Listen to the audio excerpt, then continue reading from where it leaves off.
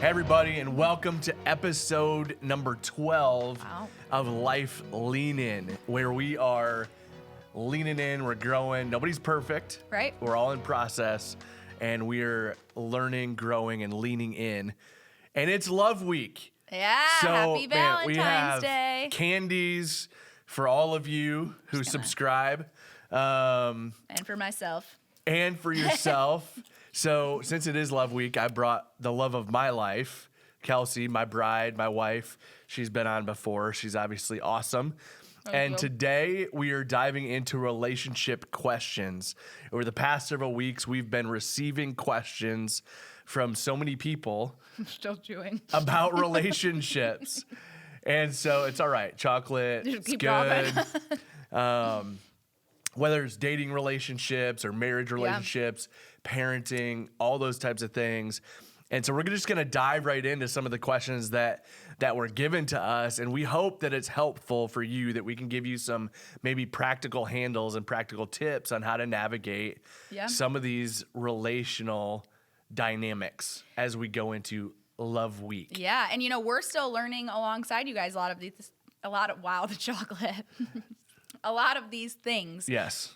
We don't have this all figured out, but Right. these are some tips that we've learned through our time being married, our time dating, and from some amazing counselors who have helped us grow our marriage, strengthen our marriage. And so we want to share those tips with you so that hopefully you can have an even better experience. And I want to encourage you, even while you're watching, leave a review, comment. We want to hear from you.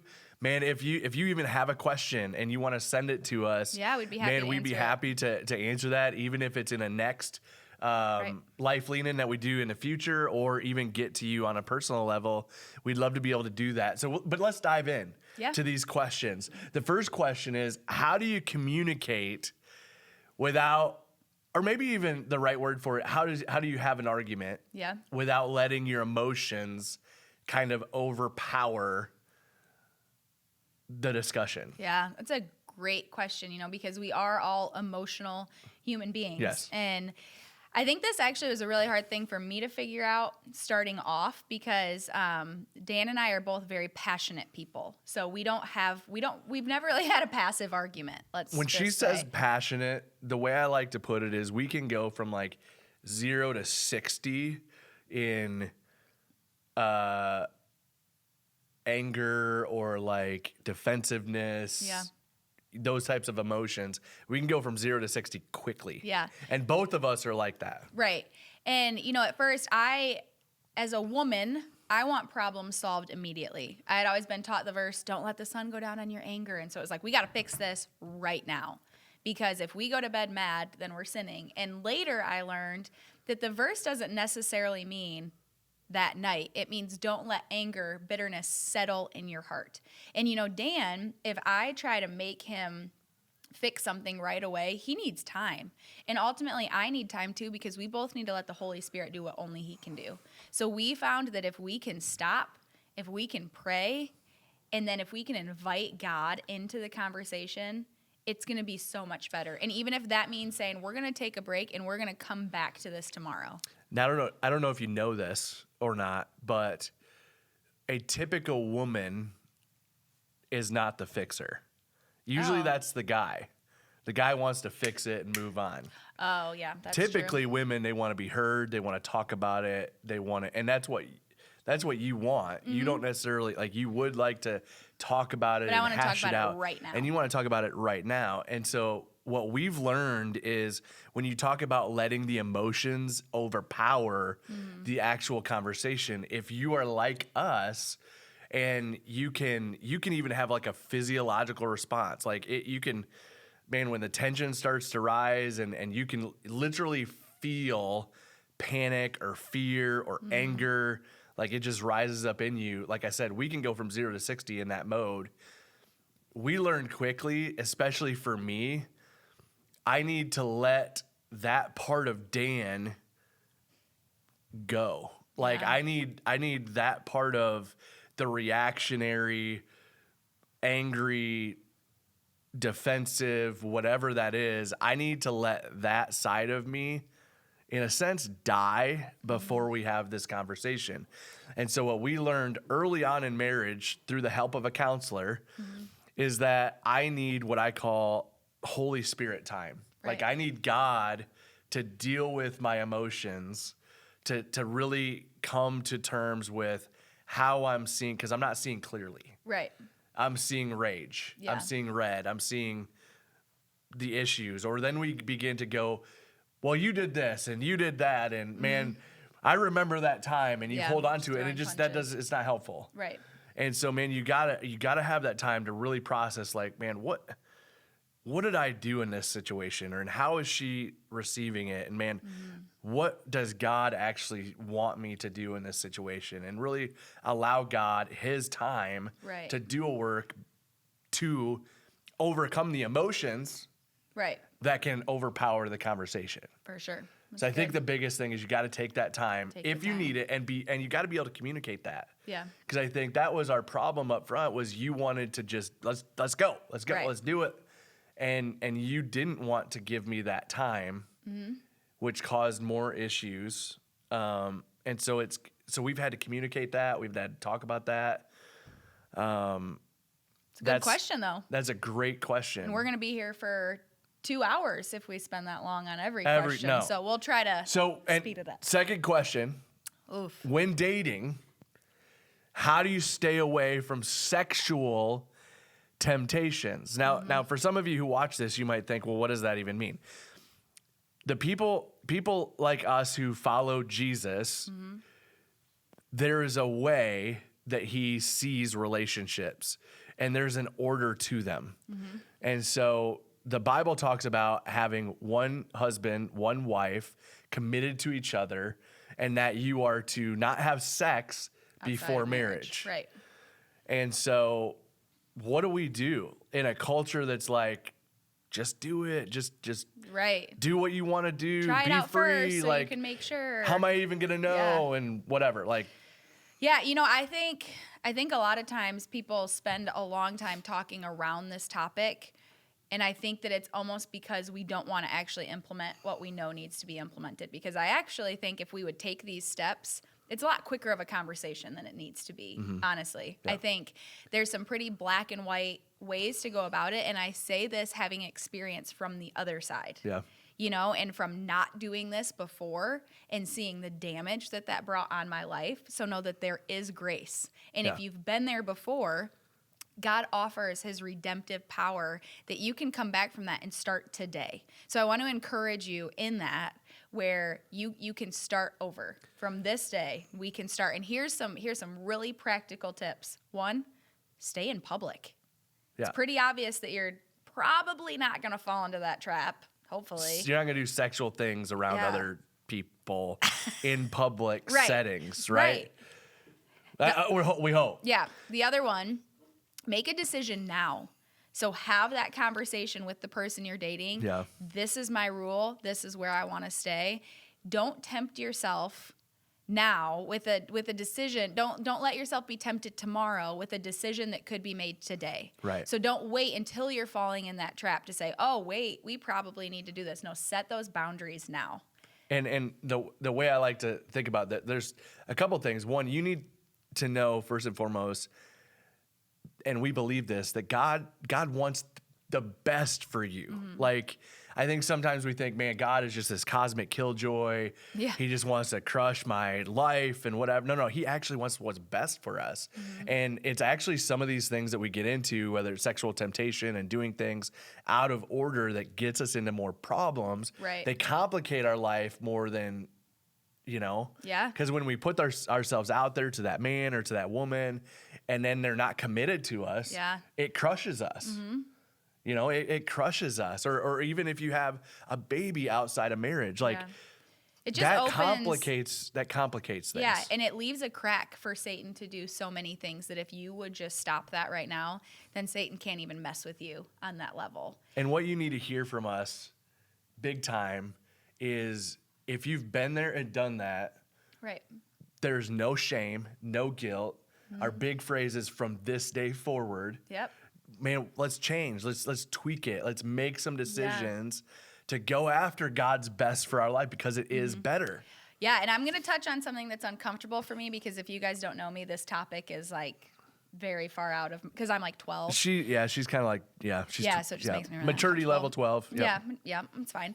But I think we have a lot of conversations of, well, what about this? How far is too far? The what a lot of people would call the everything but conversation. And I would say everything but like the deed. Yeah, sex. But the act, yes, sex. If you're having that conversation, then Satan's already having a party with you. Mm-hmm. And so if you're even engaging in that conversation, that's too far. Because God tells us that our body is a temple.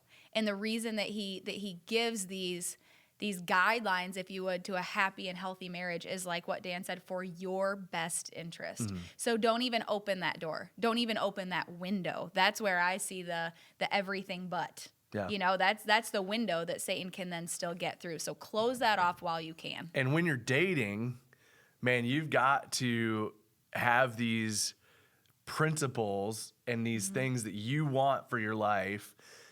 If I want to do it God's way, I got to date someone who wants to do it God's way. And you want someone who's going to want that for you, too. And God talks about, especially in marriage, he talks about being unequally yoked. Well, a yoke is it's not an egg yolk. I know. You thought it was at one point. Even when it's not an egg yolk. No, I still thought it was when you told the story a minute ago. Yeah, so a yoke is a harness that goes on top of cattle that are plowing a field, or oxen that are plowing a field. Mm.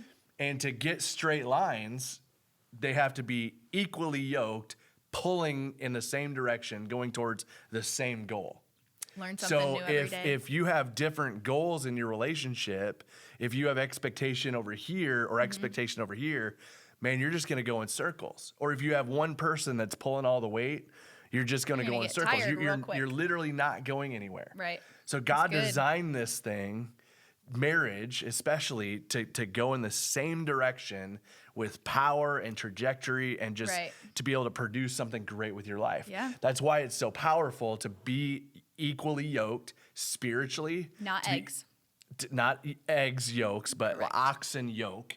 We're plowing forward, plowing the field, not cooking a scrambled eggs. Anyways. That's a great question. Yeah. Next question. When you never fight and your relationship is always just good, how do you make sure not to get complacent and that you're still growing? This is the toughest question for Kelsey and I because in our relationship, this has never been, not fighting has never been really an issue for us. Yeah. So there's two sides to this answer, and I'm going to give my side first. I think for Dan and I, we have to accept that for some people, they just don't fight the way we do. Sure. You know, my sister and her husband are very calm, even keel people, and they don't fight nearly as much as Dan and I do, and that's okay. They silent fight. Yeah. And, you know, so if you're in a good and easy season, there's still opportunity to grow because God promises, he says, you will have trouble. So someday that will come. So we need to prepare now in our faith and with God before we get in that season of trouble so that spiritually we're ready to handle it in a godly way. Yeah. And you know what? Sometimes, even though Dan and I, we don't always have to be the ones sharpening each other, right? We need to let God sharpen us. Mm-hmm. And so sometimes I'm not battling with him. I'm battling with God on what's that next step I need to take to be more like you, to be more in your image, to be a better mom, to be a better coworker, to be a better friend to people. So there's ways to grow in so many aspects of your life. But know that trouble will come, and it may not be as often as every other day. You know, it might be once in a while. What was the quote you said about trouble? That either you're in a season of trouble. Yeah, you either just came out of a season of trouble, you're in it, or you're coming to it. Yeah. So prepare in your faith now. And let you either God, just came out of a storm, you're in a storm, or the storm's a coming. Right. Yeah. And so then, Dan, what's your other side to So the other question I would ask, when you say that we never fight, our relationship's always good, how do we make sure we're still growing and we're not complacent? I think one question I would ask is, are you actually as good as you think you are, or are you just ignoring things? Are you potentially just pushing stuff aside, some annoyances, or maybe some of the things that you're like, well, maybe it's just not worth talking about? And this is the illustration I use often is, are you just sweeping some of that stuff under the rug? Because then what's going to happen? Because then all you end up with is lumpy carpet. And at some point you'll trip over that lumpy carpet. It's going to come. Another illustration I have is like sometimes when we pick up toys of our kids, or man, we have that one drawer, that one closet that we're just shoving everything into until we get to the point where we open that door and everything comes crashing down on us. And so that's a question to ask is, are you really as good as you think you are? Yeah. Or are you just potentially ignoring some of the conversations that you need to have? Are you willing to, are you just kind of passively going about the relationship and just kind of letting, and it's not always bad to let things that aren't a big, to pick your battles, but you also just can't ignore them. Right. Because then you'll end up with a bigger battle down the road. When the because issue you're not isn't the issue that's the issue, there's a deeper issue. There's a deeper issue. And there's always, So I hope that's helpful. Ask that question. I mean, and again, if you want to dive deeper into maybe a practical that we can help with, we'd love to. But ask yourself that question, because maybe you are going through a season where things are great. And we have those seasons. And don't take those for granted. We have those seasons for sure. The next question is, how do you handle the thoughts in your head that tell you the person you're interested in will never be interested in you? Yeah, so I think the first question is, are they thoughts in your head that you just have a habit of thinking in general? Do you have low self-esteem? Has Satan had an attack on your mind in so many ways? Are these things that you hear constantly no matter the relationship? Or are you hearing the thoughts of your heart? Are you seeking God? Are you asking him, direct me to the person that you have for me as a spouse? Because I think until you can separate what those thoughts actually are, then you can't really go much further. Yeah. You know, I know Dan and I, for a while, Dan was ready to date me, and I was not ready to date Dan. Right, Dan? Yeah. So, anyways, I don't know if that's exactly true. Yes, it's so true. Anyways. You wanted to. Okay, here's what's really real. You potentially didn't want to date me because you knew that I wasn't interested in just dating. Right. But to Dan, that could have looked like. But you also didn't want me to date anyone else. Okay, we're going to continue. I sidetracked us. Sorry, I didn't realize he was going to be so passionate about that one topic. But we're just keeping it real. Ask God, is this Satan lying to me, telling me I'm not good enough, I'm not worthy? Because we know that that's not true. God never says that. Or are you directing me to say, you know what, this isn't the person for you? Because what Dan talked about earlier, being equally yoked, you want that person that God has for you. And so if you're not asking him to steer you towards that person, then it's going to be wasted time. And to just be frank, if that person is not seeking you, then they probably don't want you. And that's a hard reality, but that's true. Yeah. And I think over 20 years of not marriage. We haven't been married for 20 years. Over 20 years of ministry. And especially before in many different cases, I was a young adults pastor, a student pastor, even a singles ministry pastor. And I can count so many times where especially women would say, man, God told me that this is going to be my husband. And I just want to challenge you with that thought that if God hasn't told that person that, then it's not true. And I'm not even sure God actually does that. I think that he wants to prepare you to be the right person for someone when they do come along. Yeah. But we can't be so consumed with that one person, because then we end up making that person our God rather than. So instead of focusing on that person, and we'll be disappointed. Right. Because we're always going to be disappointed by even the person you end up marrying. If you put more pressure on them to perform the way that only God can for you, you're going to be let down. Yeah. But next question. How do you support your spouse when they are disciplining your children, our children? Yeah. It's a great question. Who disciplines our kids? You do. You do. I do. I've gotten so much better. Used to be kind of a giant pushover, but I've gotten a lot better. And the one thing that we've really learned is show a united front. Yep. Never let your kids see a crack in the way that you're going to discipline, because they will figure that out real quick and they'll use it against you. So even if you disagree on how to discipline in public, only have that conversation in private. Yep. I have learned the phrase, when the girls come and ask me something, Mommy, can I have this piece of candy? My go-to is, what did your dad say? Because I know now that they've learned that I'm a pushover, they'll normally either ask me because they know Dan will say no, so they'll skip him, or if he says no, they'll come to me next. And so if I can say, what did your dad say? And then at least I know, am I overstepping a boundary that Dan already set, or am I actually the first one being asked? Mm-hmm. And, and I think this has gotten so much better. And it's something to communicate about. How do you want to discipline your kids? And each kid is different. And so discipline may have to look different for different kids. Right. May, our 2-year-old, spanking does not work. She laughs. It does not affect her. Depends on who's spanking her. Okay, well, still.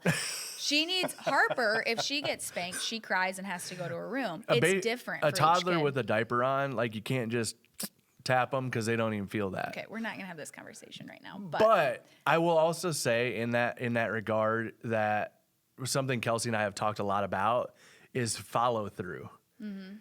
Man, kids need to know. Kids are going to push that line, and they need to know that that line or whatever you have, it's not gonna be pushed over. Right. And so and this is where God is genius.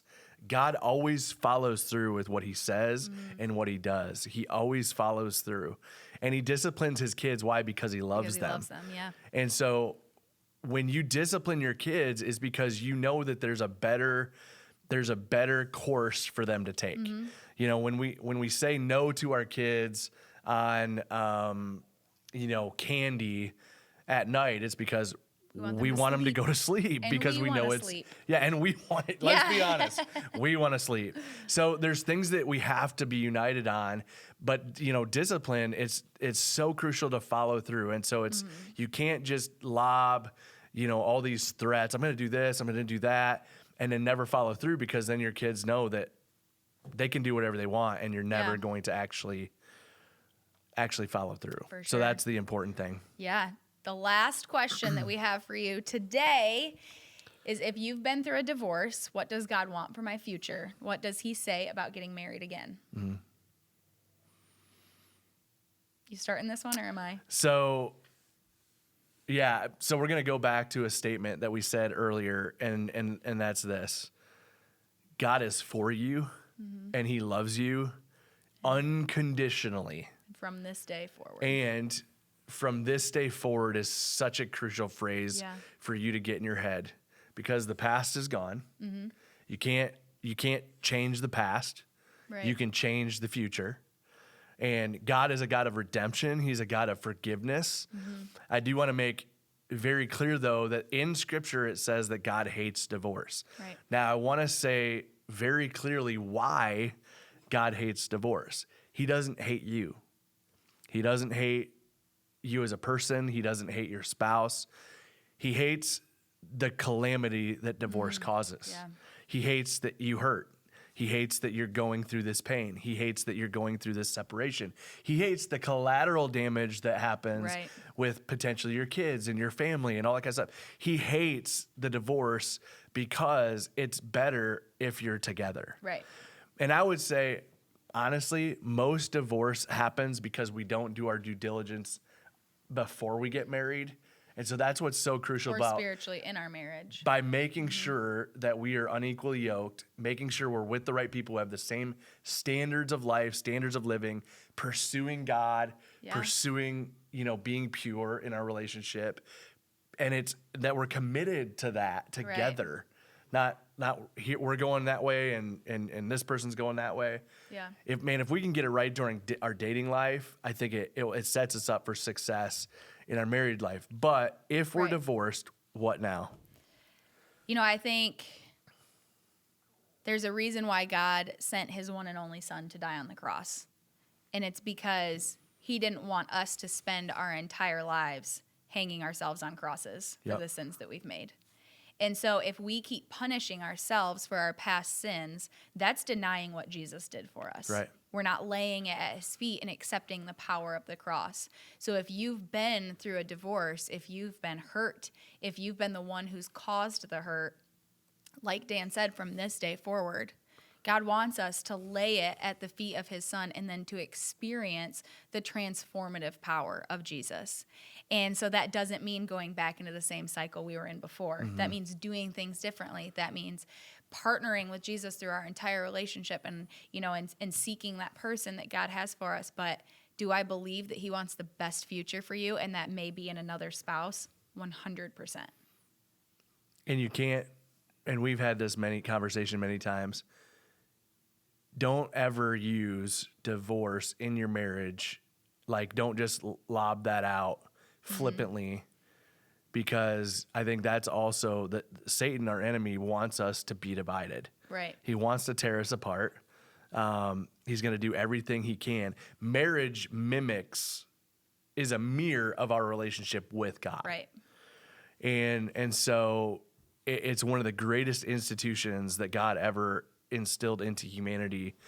And honestly, the power of marriage, the power of families is quite honestly one of the most powerful forces that we have on this earth.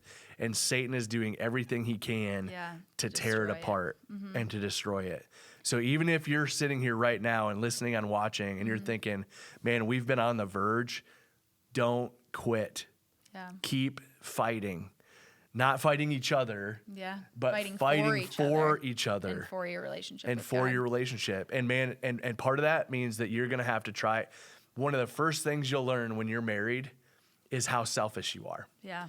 And those of us who have been in a relationship for a long time and been in marriage for a long time, man, and most of the fights that we have, and even times when you're going deeper into the potential divorce, it's because selfishness has taken over. Yeah. You've stopped thinking about your spouse. You've stopped thinking about how to meet their needs, how to support and lift them up, how to care for them, how to love them and respect them. Man, you've just been thinking about yourself and what you want and what you need, and that's not those aren't the ingredients for a healthy marriage. For sure. So don't quit. Get help. We're here to help. Yeah. Man, we're here to help. We'll point you in the right direction. We go to counseling too. Man, you reach out to us and we will make sure that you get the help that you need. Yeah. And I want to just share with you, we're about to start a brand new series of messages at New Life Church on relationships. It's Love Month. The whole month. And so we're going to dive into a series called Best Blank Ever. And so we're going to talk about the best dating ever, best marriage ever, best sex ever. We can say it out loud. Best sex ever. I just can't. And we're going to talk about leaving a legacy, the best legacy that we can leave because of what our marriage, what our relationships look like, what our parenting looks like. Yeah. And we're going to have a blast doing it. So we want to invite you, come to New Life Church. 9:30 at Madawan High Schools or online every week, newlifekzu.com. And just remember, nobody's perfect.